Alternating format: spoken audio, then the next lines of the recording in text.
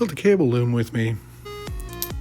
Basically, it starts with my 1/4-inch guitar cable and my 1/8-inch in-ear monitor extension.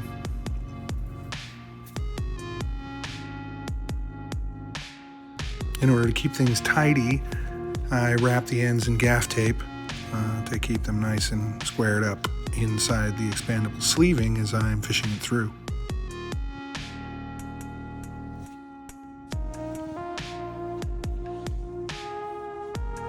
The expandable sleeving is pretty great. It works like the old finger trap.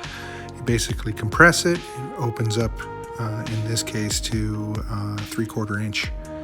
So I'll feed the 2 extensions through this sleeving and make sure they're nice and tidy inside that.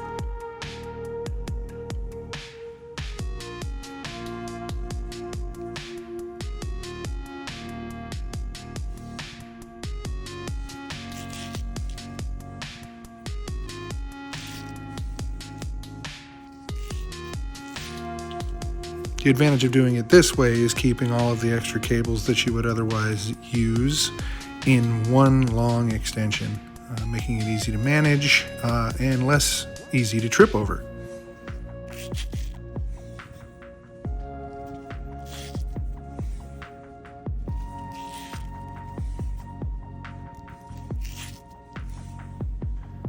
Once I've fed the length all the way down the sleeving, I make sure I have enough slack on the end for both the 1/4 inch jack going into the guitar as well as the 1/8 inch jack that I will be using to plug in my in-ear monitors.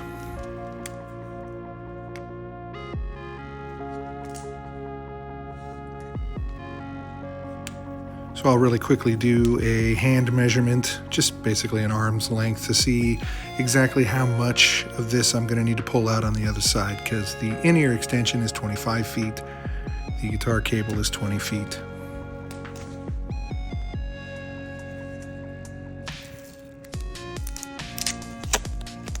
Like I said, we're going to undo the gaffing tape on the other end so that I can pull the in-ear extension while leaving the 1/4 inch jack where it sits in the sleeve.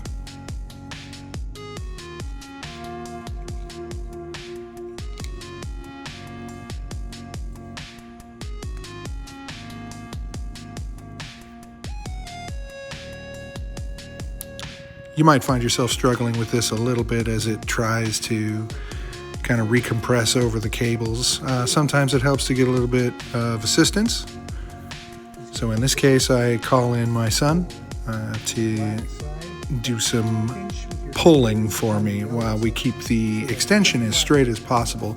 That way it's easy tension, you're not going to stress out the cables or anything like that, and you will get the lead off of it that you need. So highly recommend you go out to a coffee shop or something and make a friend, or have a kid and wait about 10 years for them to be able to help you with this.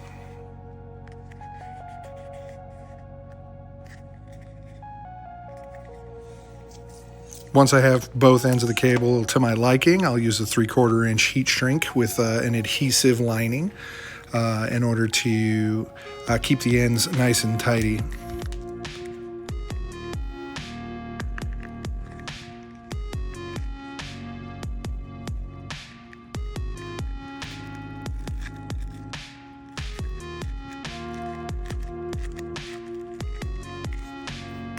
We'll feed both of the 1/4 inch jacks through this heat tubing, and we'll go ahead and put 2 on the straight side of the 1/4 inch jacks. That way I can run one all the way down to the other end where the L adapter is, the right angle that goes into my guitar, as well as having the additional one here for this end.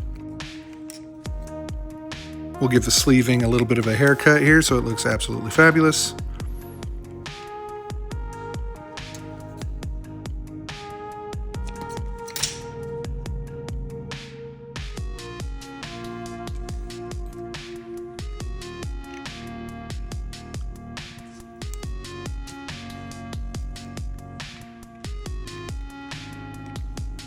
And even though it's not required, I like to use a little length of electrical tape just to make sure that the ends stay nice and tight together as I apply the heat shrinking around it. With the additional compression in the adhesive, it makes sure that the end stays nice and snug at the length that you want.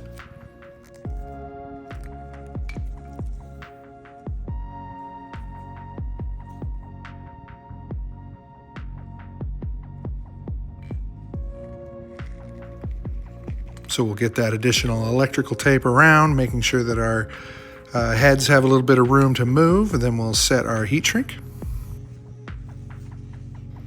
Pre-taping with the electrical before we heat shrink allows us to test our lengths as well, so I can check my 1/4" cable length behind my strap as I like to have it, as well as the location of my in-ear monitor extension tucked behind the guitar.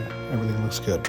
I like to use a hair dryer around the heat shrink tubing for 2 reasons. 1, because it is hot enough to shrink it, and 2, it's not hot enough to melt the protective layer on the outside of the 1/4" cable or the in-ear extension. So I'll usually just lay it up against the tile floor here so the hot air will wrap all the way around it, and I'll work on it for a few minutes nice and slow, make sure it gets tidy. And now we have a complete cable loom with a 1/4" jack for the guitar and a 1/8" jack for the in-ear monitor extension. And everything looks pretty good.